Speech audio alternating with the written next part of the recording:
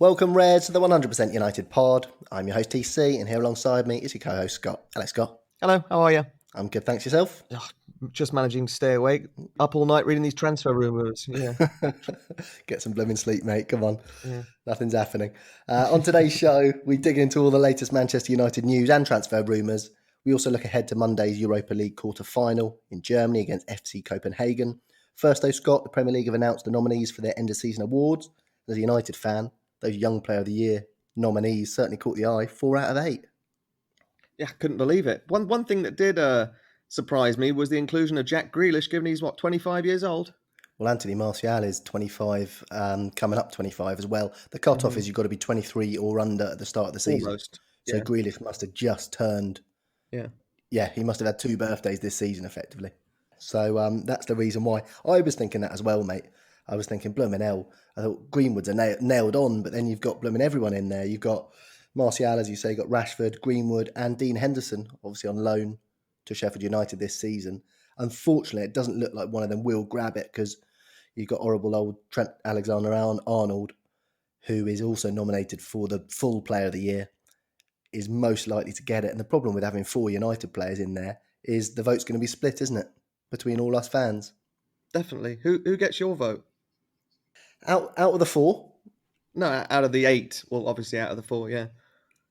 Well, I hate to say it, but Alexander-Arnold at Liverpool was nominated for the full Player of the Year as well as the Young Player of the Year. So you'd suspect that he will take the vote. It is voted for by the fans.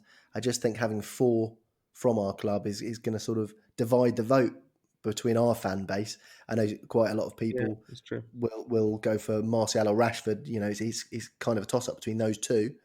And then quite a lot of people maybe will go for Greenwood because he seems like more of a traditional Young Player of the Year, if you like. Yeah, it's a no-brainer for me. I mean, the young player should be a player who's broken on the scene, and to have Rashford could have won it 4 years ago. To me, it's a real tie between Greenwood and Henderson. I think Henderson's done fantastic at Sheffield United, but for me, Mason Greenwood gets my vote.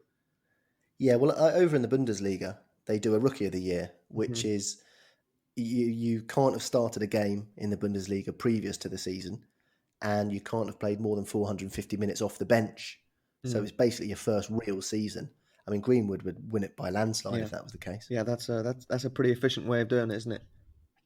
Yeah, it is indeed. I mean, and I know it's actually Greenwood has been part of that 8 academy players who've been given their debuts this season, going right the way back to Sir Matt Busby's day. Yeah, Ollie equalled the record, right? So does that mean if Ethan Laird had played the other day, he would have beaten the record? Yeah, it would, wouldn't it? A 67-year-old record. Yeah. If Ollie had known, he might have given another one a go. He probably would have, wouldn't he? Talking about Ollie, the Manager of the Year nominees came out as well. There were 4 of them on there.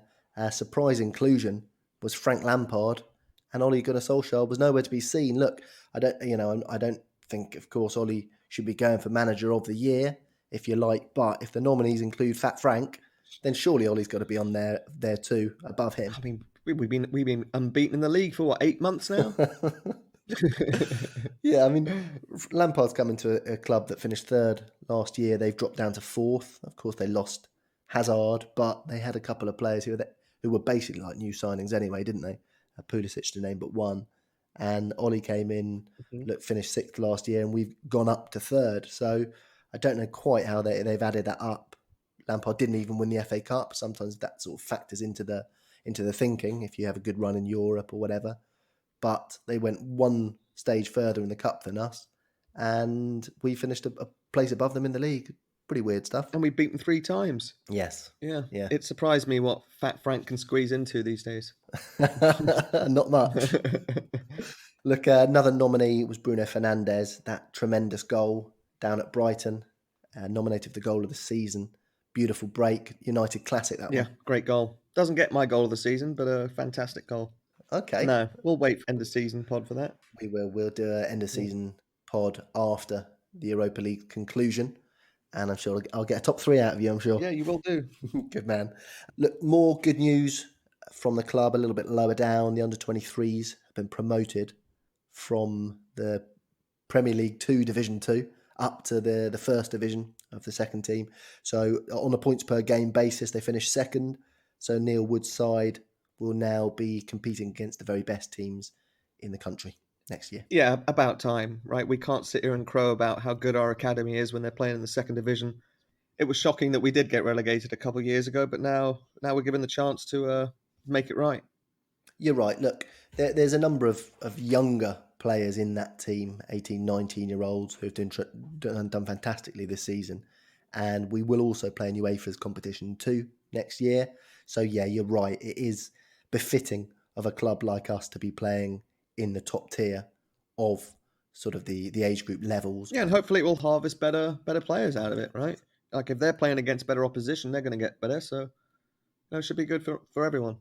Yes, absolutely. But in terms of the academy, look, we are getting players who are playing for the first team. We've mentioned the 8 who've had their debuts this year. We got Marcus Rashford there. Dean Henderson, of course, came through the academy too. So we are getting that progression through to the first team that we haven't seen in such a sort of heavy flow for quite a few years. Yeah, 18, 20 years, yeah. Yeah. So, yeah, really positive stuff lower down the club It's there. longer, isn't it? Class 92 is 28, 30 years. Jesus. Dear me.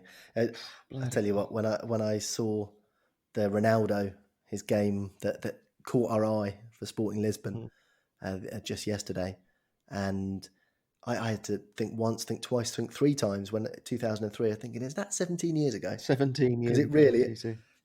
as we said on the story on our Instagram at United 100 podcast, it really does seem like yesterday. Yeah, Bananas. it really does.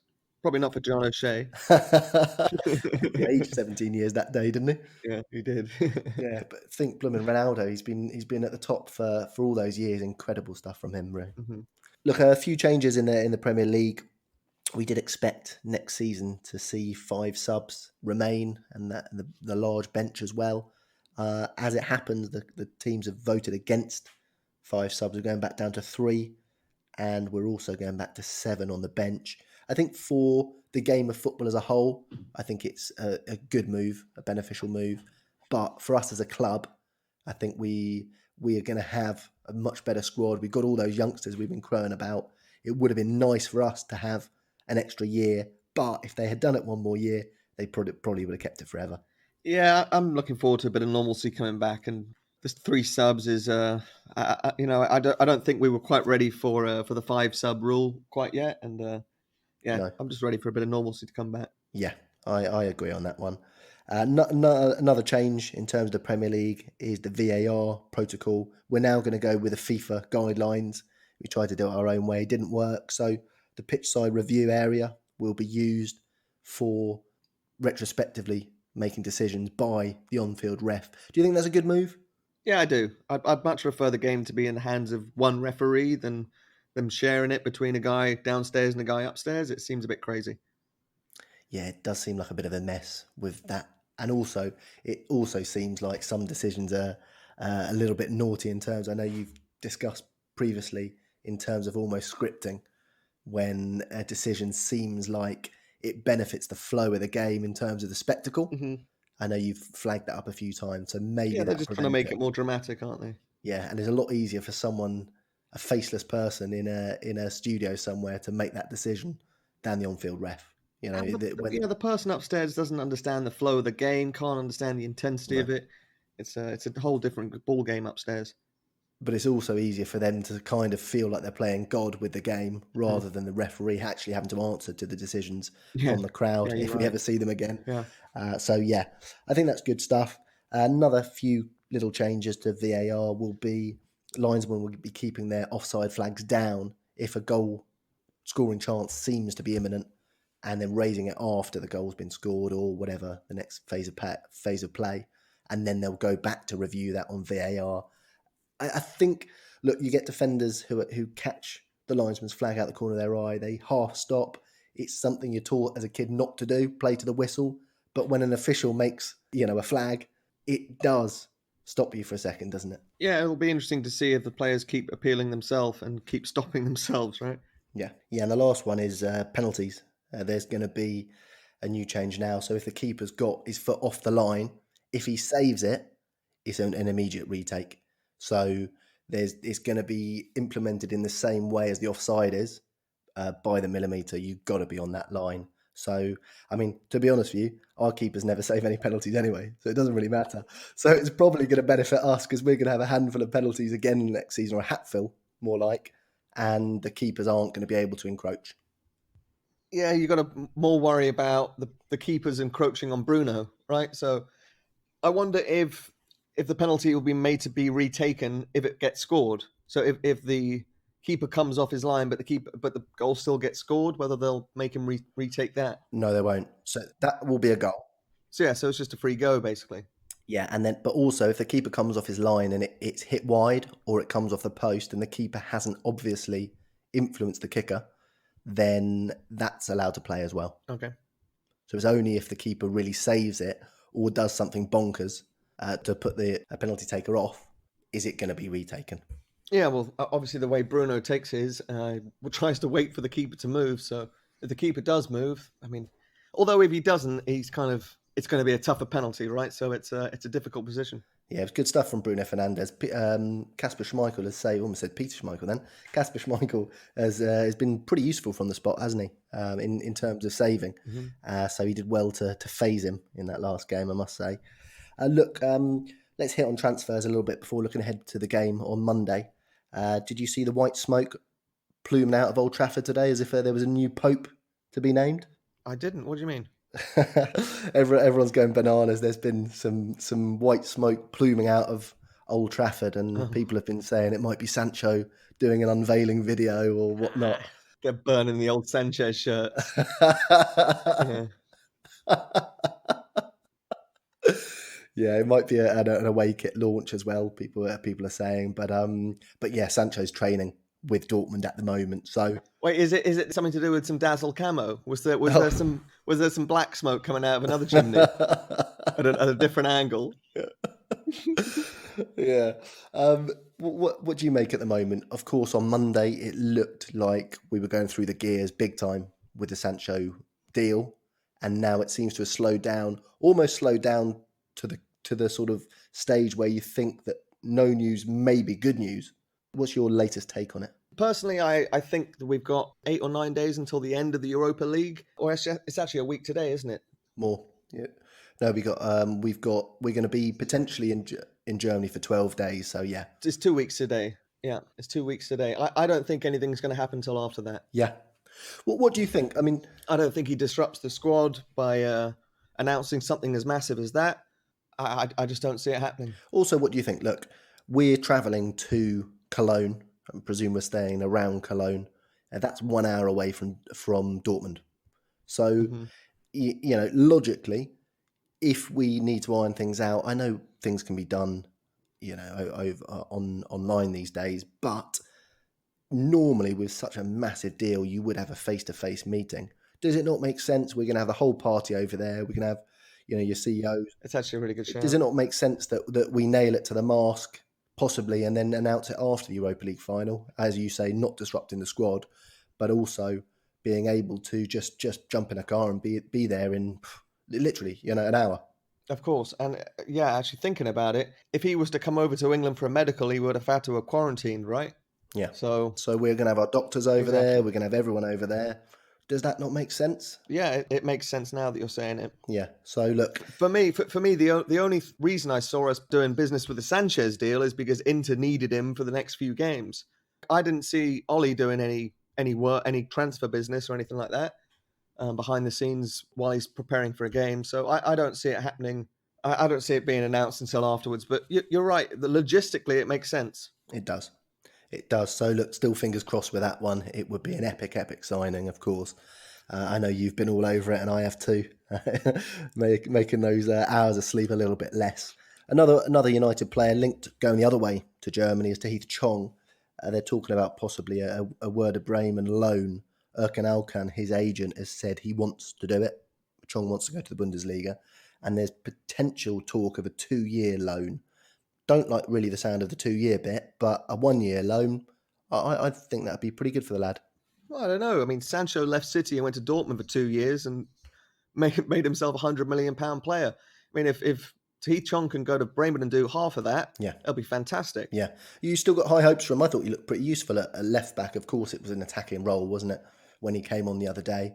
But he's still, look, we've seen such great flashes of him, but we've also seen games where he hasn't looked up to it, almost physically as well as sort of fitting into the team dynamic.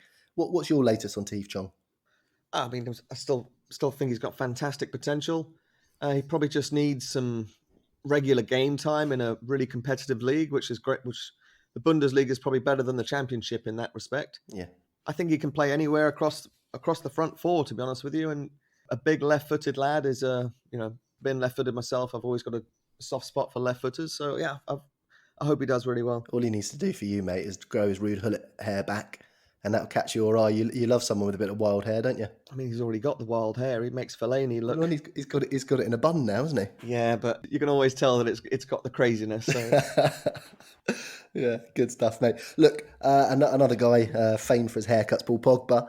Rumours coming out now that the contract is imminent and that he is happy at United. He wants to stay. Of course, the contract runs out next summer. We have an option to extend it another year, so it's effectively a 2-year contract. Do you see Paul Pogba putting pen to paper and finally, after all blooming this, he stays? Yeah, I do actually. I mean, I know he's getting his. They had to take a pay cut because they didn't qualify for the Champions League, so he's getting that back, and he probably wants to sign a contract on top of that. We're going to be talking $400,000 a week for him, but I mean, if we're going to be talking about his peak years, then he's going to be worth it.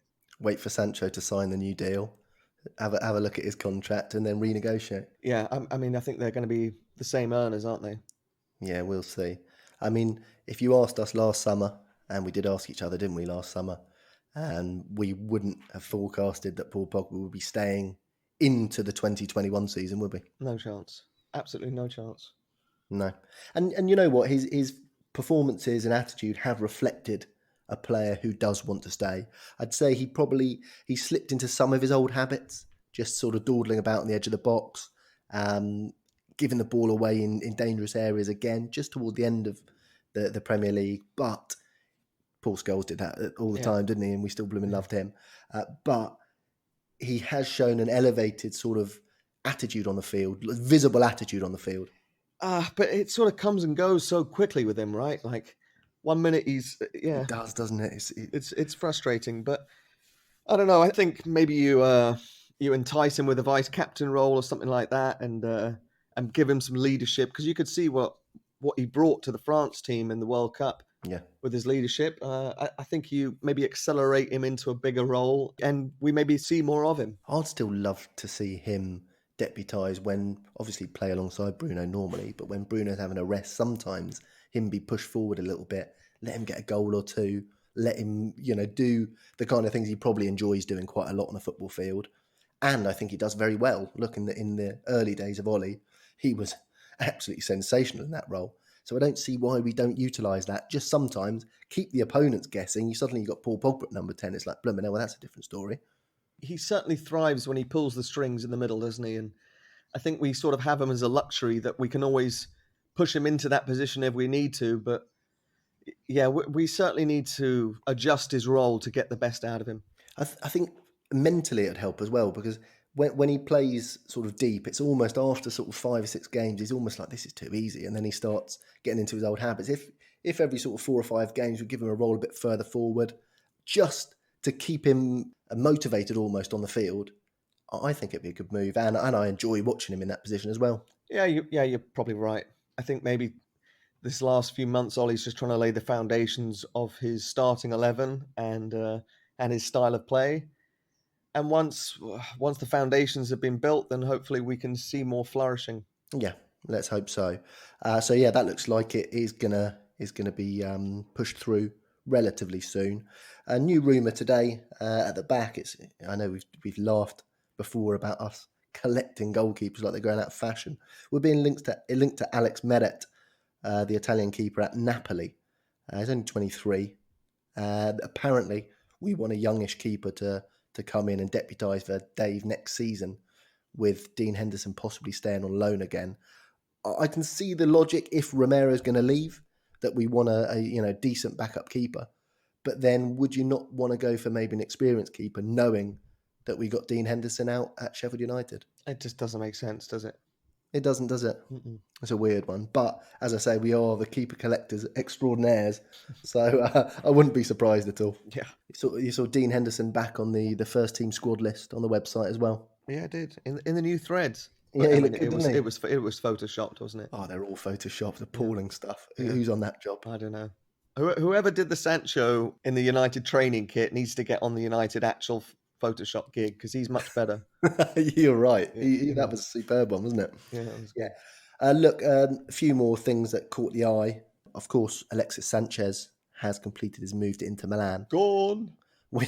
We went from getting 15 million for him, and then we went for him going on a free, and now we've gone to, apparently we paid him 5 or 10 million for the honour of getting out. Oh, just money well spent, TC. It is. Spent. Let's just rid our hands of it. My old man used to always say, I wash my hands of it, and I feel exactly the same now. But imagine the cheek of it. You know, you've been absolutely appalling for us. You've been playing in another club. You know what that is? That's a loyalty bonus. Oh, mate. And Inter are like, oh, no, but you'll have to pay a few of the wages. And we're like, are you having a laugh? I mean, are you pulling my plonga here? And they're winding us up with the old, we made him a good again, all these so we deserve posts that they're putting up. It's rubbish. Yeah, see how good he is now. He's got a contract with you. It just can't be, but I couldn't care less. And, I'm so scared that he's going to score in the Europa League final. Well, I'll leave it out. I'm scared, TC. I mean, there's more chance. Lukaku scored again, didn't he, the other night? He's been banging in a few, hasn't he? Yeah, they got to get knocked out. Yeah, I would like them to get knocked out very much indeed. Look, another thing that caught my eye, a little bit off topic, but on topic for us United fans, Wilfried Zaha is obviously being linked to a move away from Crystal Palace. I've seen those naughty blighters are thinking of giving him a loan for a year, I presume for a massive amount, so they don't have to pay us their blooming as much in our percentage. That's a shocker. That's naughty stuff, isn't it? Shocker. Can we not do the same as Sancho and knock City out of the deal? We'll do a £99 million loan for a year, and then we'll give you $1 million next summer, and City can have 15 grand. Yeah, I'd take anything right now. Yeah. Yeah, look. A little cheeky one there. Gazzetta dello Sport are saying that we offered Eric Bailly to AC Milan, and AC Milan aren't interested. I don't know how they've dreamed that one up. Yeah. Did we phone them up and say, "Oh, would you like this player?" And they said, "No, thanks." And they put the phone down. That was it. See you later. Yeah, and out of everything, let's report this. It's mental, right? Yeah, it's crazy. Yeah. Crackers is his agent, right? He probably wants to move to AC Milan, so his agent's just getting it out there. Yeah. Chris Smalling, of course, returned to the club. He's back on the first team squad list as well. So that puts a bit of light on the Dean. Is he in the Europa League squad? No, he can't be. You have to be registered for the club on the February the 2nd this year. Okay. It just wouldn't work. And he's played in it already. So answer me a question, TC. So go for it. Out of all the other teams, right? Inter Milan, they played with their new kit in Serie A, but weren't allowed to in the Europa League.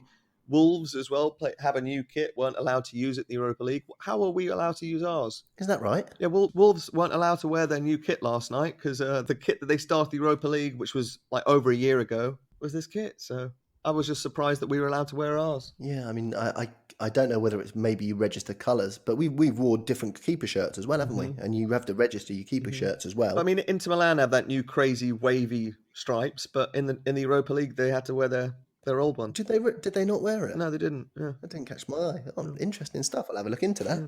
I don't know. I mean, UEFA are notoriously very, very strict on their kit rules. Roma have had to black out or orange out the back of their shirt because they had stripes going all the way around the back, and UEFA don't allow that. Oh, saying that, they wore their new shirts as well, though. Yeah, they did, yeah, they did. So maybe, I don't know, we'll have to look into that.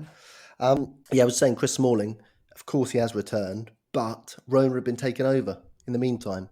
So we'll put the price up to 20 now, will we? Yeah, sounds good. Now we know they've got loads of bunts. Well, now as well that the loan agreement's over, like the fee that we had agreed a year ago when he was crap is gone, right? So now they've got to pay more.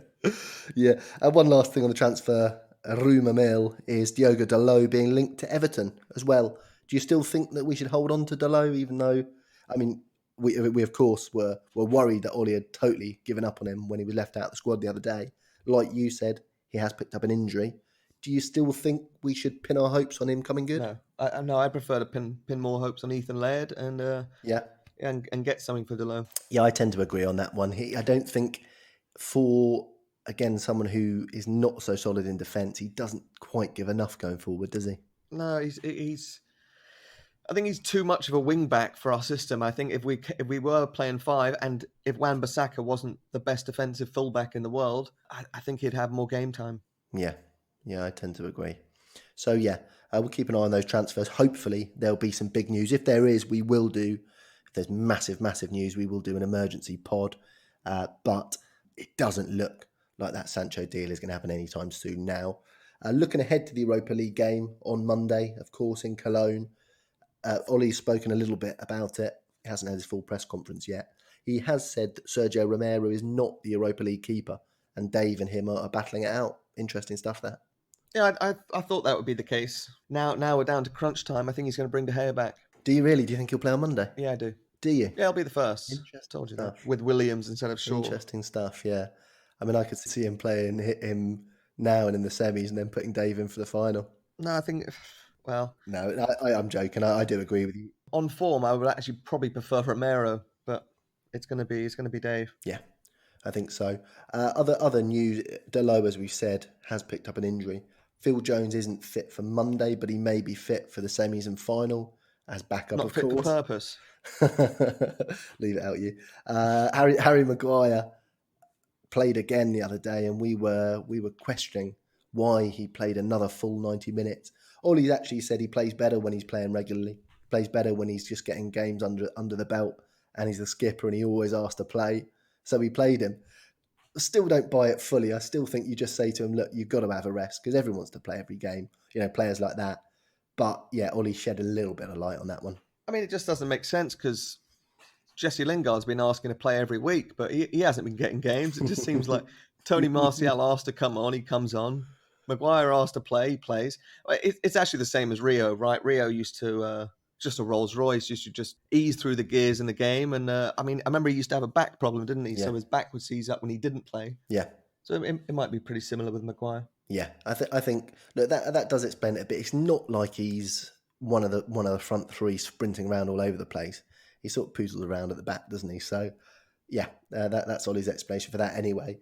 Look, Ollie will face his old Norwegian teammate as the boss of FC Copenhagen. They're sharp up front, but they are there to be got at the back. So with that first team, as you say, playing, you would expect, I think seeing us the other day has kind of frightened us a little bit, but forget how potent we were post-lockdown with all those players available. Yeah, if anything, the rustiness of the other night's performance might mean that we actually come flying out the traps on Monday. Yeah, I think so. I think. Look, I hope so. As you said, it's a one-legged game now. If it was a two-legged game, you'd think, look, this is pretty easy meat for United. But one-off tie, like you compared it to an FA Cup game, I think a pod or two ago, we got to be a little bit on alert in terms of. I would like us to just go and blow them away, rather than sort of ease into the game. If they can get to half-time at 0-0, then we get a bit nervous. We've seen how that affects us. We want to be getting this comfortable by half-time, surely. Yeah, I hope so. Yeah. The one big shame, actually, for United fans, we know they've got a massive following in Scandinavia. We've got loads of listeners from Denmark and Sweden and Norway too. If it was a two-legged game, they would, it would be a great day out for a lot of them, wouldn't it? There'd be a chance to see United in the flesh in the quarterfinals. And that's kind of been taken away, unfortunately. Yeah, unfortunate. Thanks for joining us again, everyone. New listeners, remember to subscribe to the 100% United pod, available on Spotify, Apple Podcasts, Pandora, and all the other podcast platforms too. Follow our Instagram at United100 Podcast. We'll be back after the FC Copenhagen game. Until then, thanks for joining me again, Scott. Thank you, CC. Take care. Cheerio, Reds. Ta-ra.